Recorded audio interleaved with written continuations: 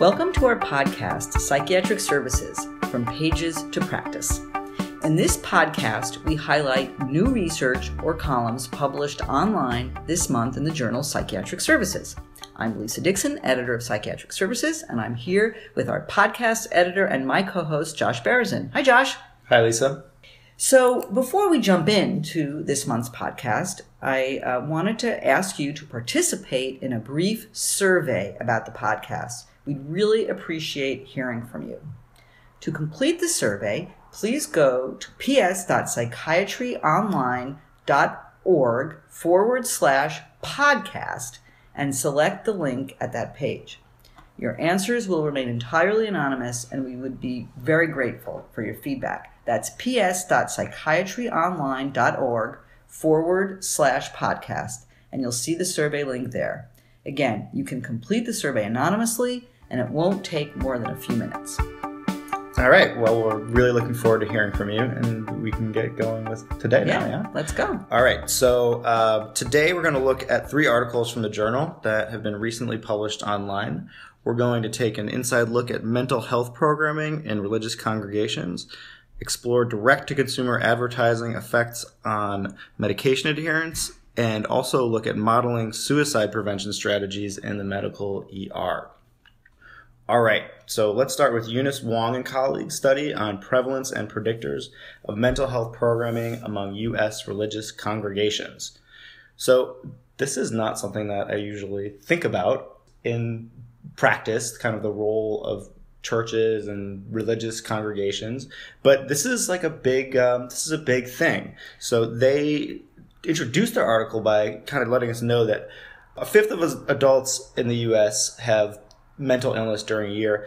A quarter of them are seeking mental health services at religious congregations. That's very remarkable, and I think it's something that as community psychiatrists and community practitioners, we need to understand that the walls of the mental health center, do not limit where people experience and seek help for mental health problems. Right. We really have to think way beyond the walls of the mental health center. And churches and mosques and religious congregations and religious institutions are, we think, important sources of support and help for people who have mental health problems. Right. This wasn't on my radar, and probably a lot of people's radar, but it definitely should be. Absolutely. And that's one of the reasons why we're highlighting this study today. So there is a little bit of prior research on this, but not much. The last big study was in 2006, and that found that just 8% of religious congregations were providing some sort of mental health programming. Yeah. So that was work that focused on the 2006 survey of the National Congregation Study. Exactly. And you're very excited about the way that this study works. Yeah, I thought it was just really interesting how the researchers and I think actually the government, it's a U.S. a government survey, how they got a representative sample of congregations. And what they did was they took the General Social Survey, the GSS, and that's a nationally representative survey of U.S. adults.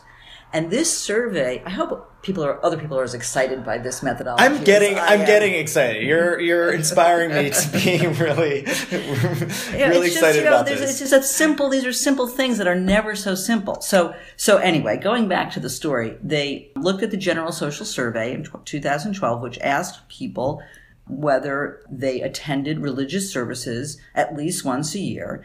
And when people who responded that they did were asked for the name of their congregation. And then what they did was they took the congregations named by the respondents to establish a representative sample of U.S. congregations. So they really got this sample from the reports of individuals who said that they had attended services or had attended these congregations. And okay, you convinced me. It's kind of cool. It's a cool way to go about, like, how do you get a nationally representative sample of U.S. religious congregations? And this is the way, apparently. So one way. One creative way. So this was looking at the 2012 wave of this National Congregation Study.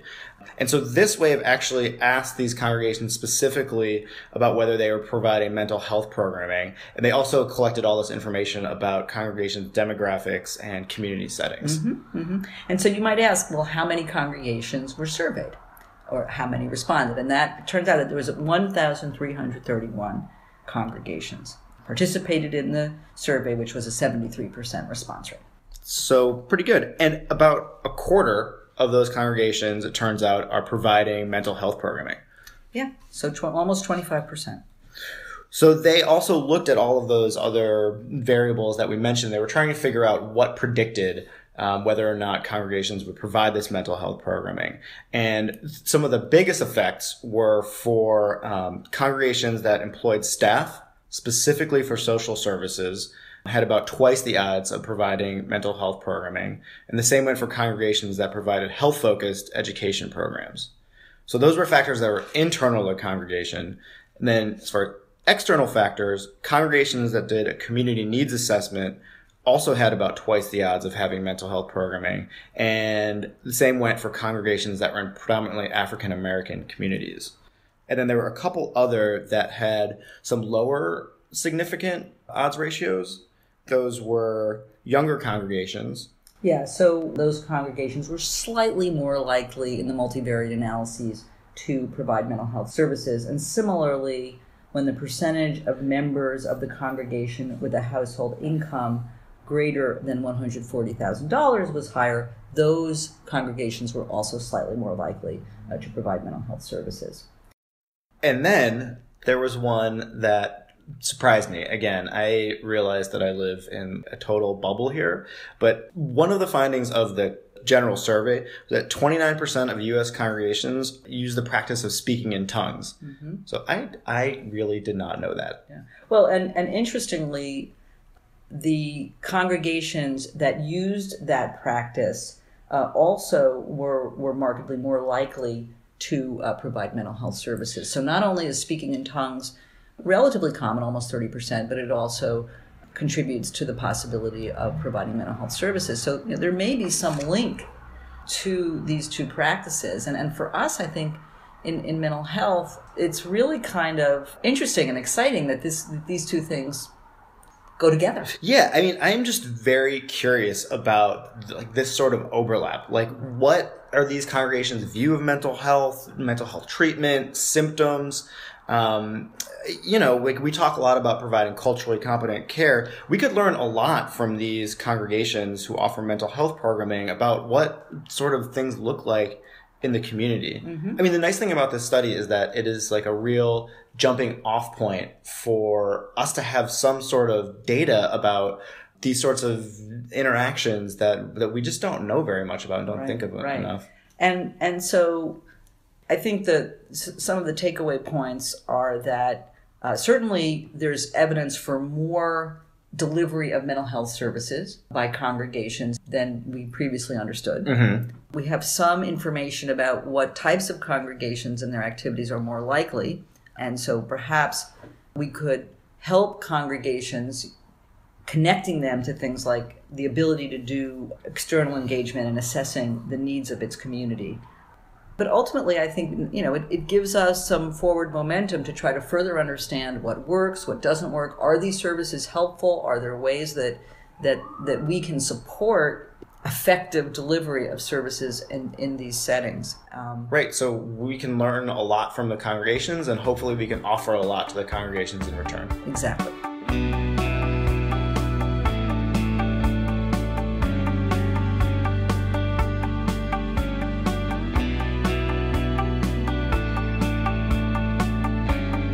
Next up, we have Shari Green and colleagues' exposure to direct-to-consumer pharmaceutical advertising and medication non-adherence among patients with serious mental illness. Well, that's a mouthful.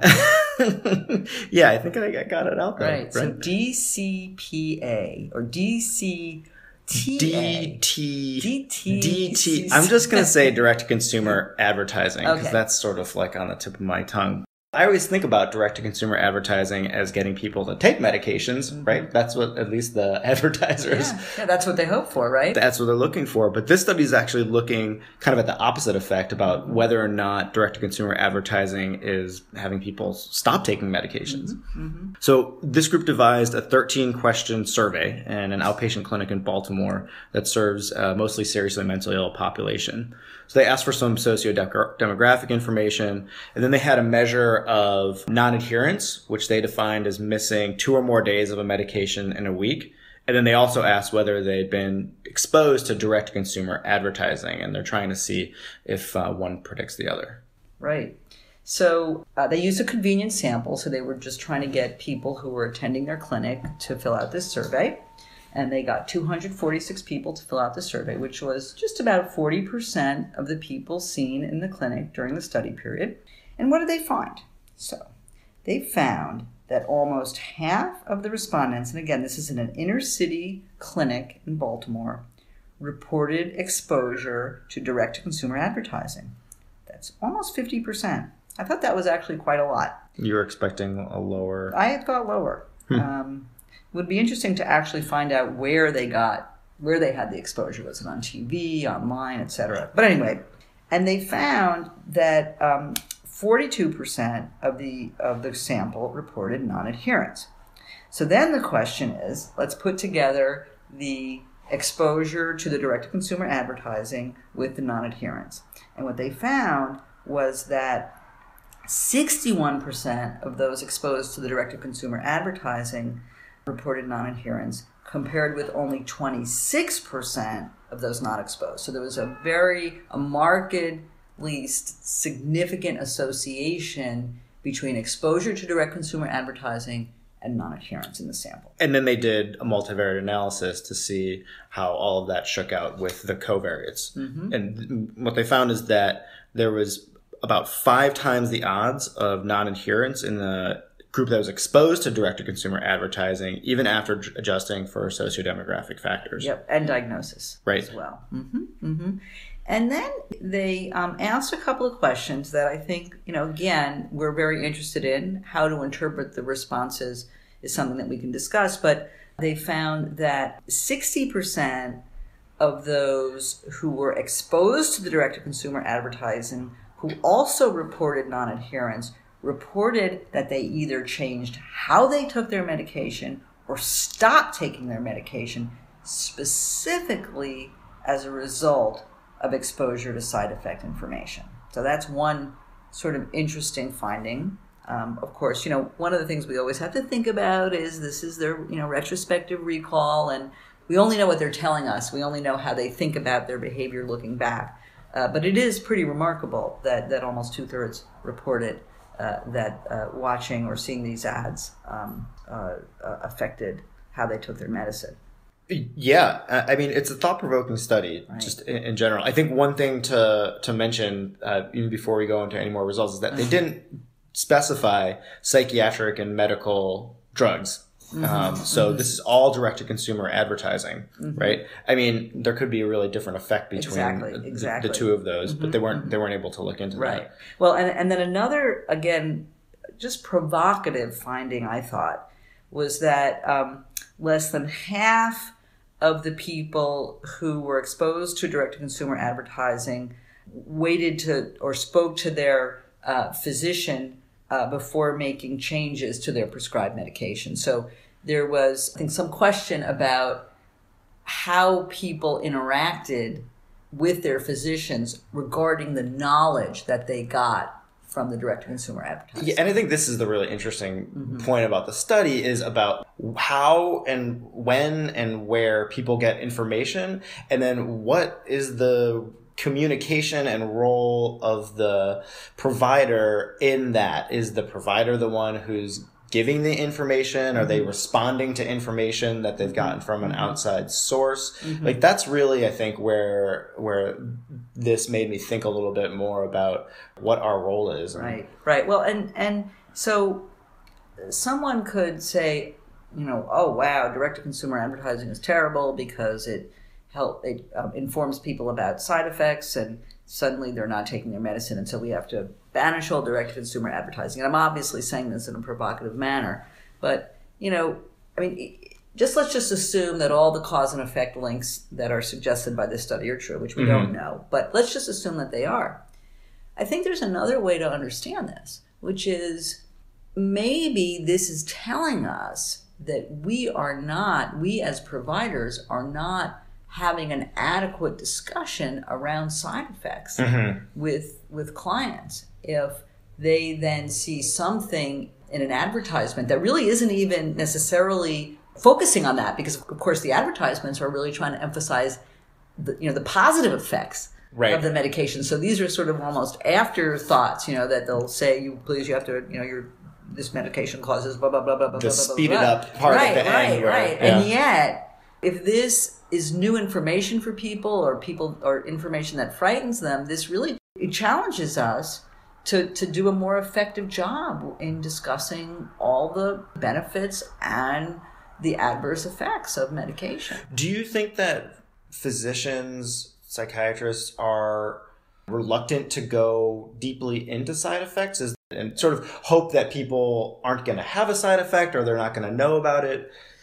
Well, this is tough. Many of us want, if we have a horse in the game and we want our patients to take medications that we know that are problematic, that have side effects, it's very possible that we could minimize the adverse effects. And now, there's a whole movement toward person-centered care, shared decision-making, full disclosure, using decision support tools. And we're in the middle of this. Right.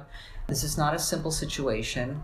And we know that sometimes the effects of non-adherence can be very, very scary and dangerous. At the same time, these medications have, if we're talking about antipsychotics and with weight gain and metabolic problems, that's also, they also can have very dire effects. So right. This is a tough situation for us. And the cat is out of the bag. Yeah. People are getting information from all sorts of sites, whether it's direct-to-consumer advertising, which this study focused on, but internet chat groups or, legal advertisements on the side of the bus. I think that we have to realize that information we are no longer the guardians of all of that information. We have to kind of adjust accordingly. Right. I have this idea that we should take these direct-to-consumer ads and bring them into the consulting room and watch them with our patients.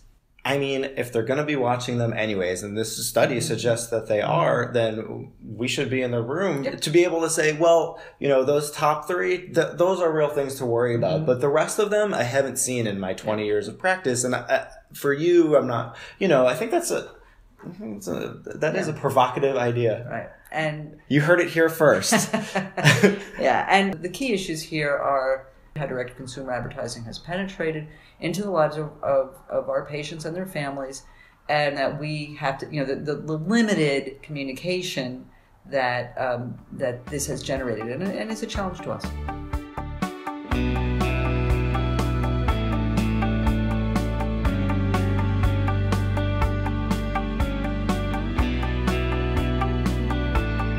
Okay, to wrap things up, we have Peter Denchev and colleagues' study on modeling the cost-effectiveness of interventions to reduce suicide risk among hospital emergency department patients. Before we dive into this, I just wanted to throw a few things out there. We encourage everybody who's listening to read the articles, but particularly for this study, because the methods are a little complicated. We're going to get into an overview here, but you really can get a sense of the massive undertaking that these authors undertook when you see it on paper. The other thing to know is that the data that we'll be talking about here, they're estimates of rates and they're estimates of costs. So the authors are getting these numbers from a combination of existing literature, national surveys, author opinions, calculations. Right. And they have a table that describes sort of the source of each of the data elements and their estimates. It's a great table. Yeah. Which we cannot reproduce on a podcast, unfortunately. No. So with those caveats in mind, what the study is looking at are these 3 interventions to decrease suicide after a medical emergency department visit. So the first one is sending postcards to patients at risk of suicide. The second is pretty similar but involves a phone call follow-up. And the third is referral to outpatient CBT.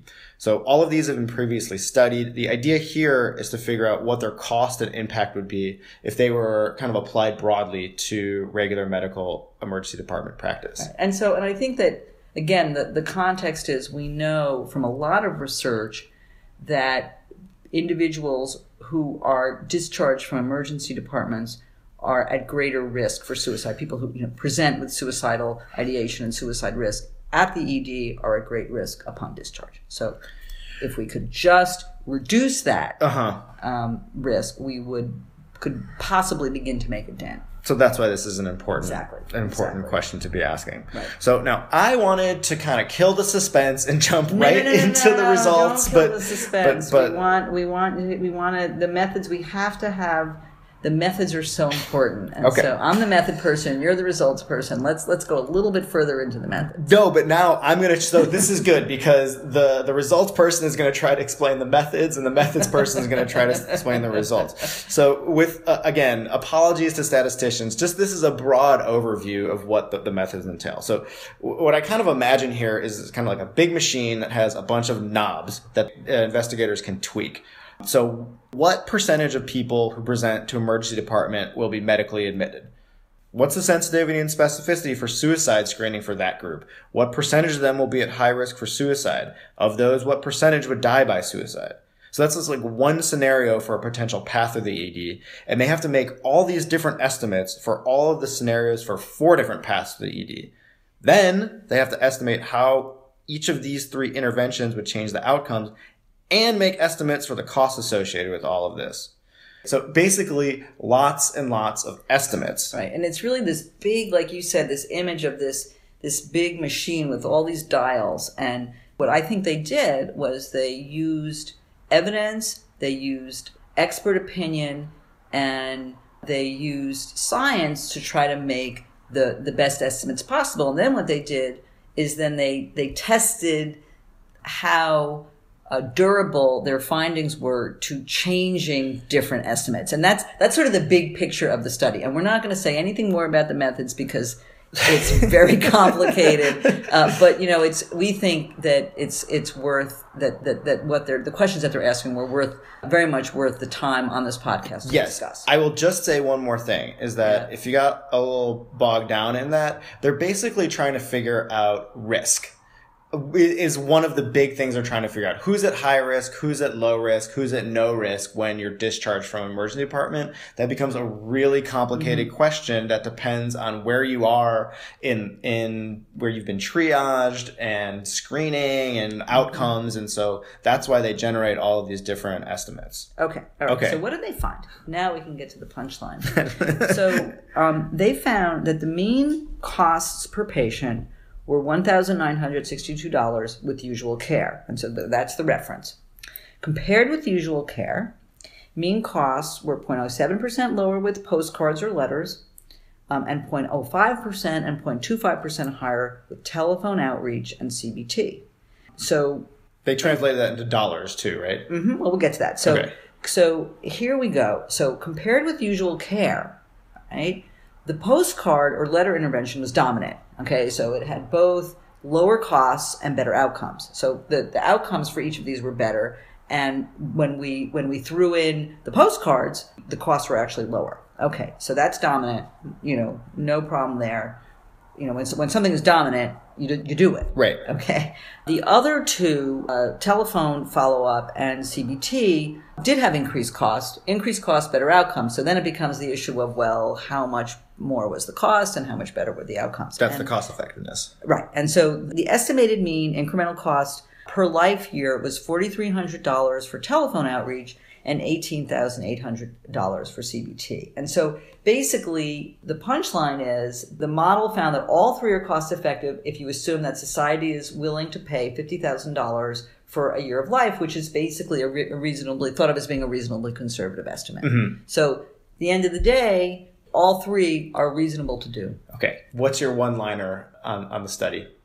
My one-liner is that this is so simple, particularly the postcards or letters. Send the postcards. Send the postcards. Just send letters. the postcards. Yeah. Well, letters, right? Because postcards are just going to could be potentially, not private. But this is it's such a simple thing. Yeah. And at what point do we have enough evidence to do something?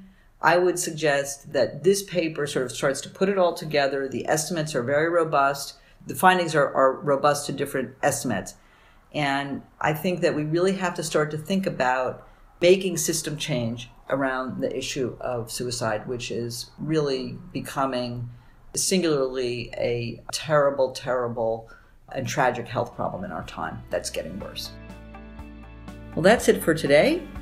We invite you to visit our website, ps.psychiatryonline.org, to read the articles we discussed in this episode, as well as other great research in psychiatric services. We're also inviting you to fill out a short survey about the podcast. You can find a link to the survey at our website at ps.psychiatryonline.org/podcast. Your responses will remain anonymous and will only take a few minutes to complete. I'm Lisa Dixon. And I'm Josh Berezin. Thank you for listening. We'll talk to you next time.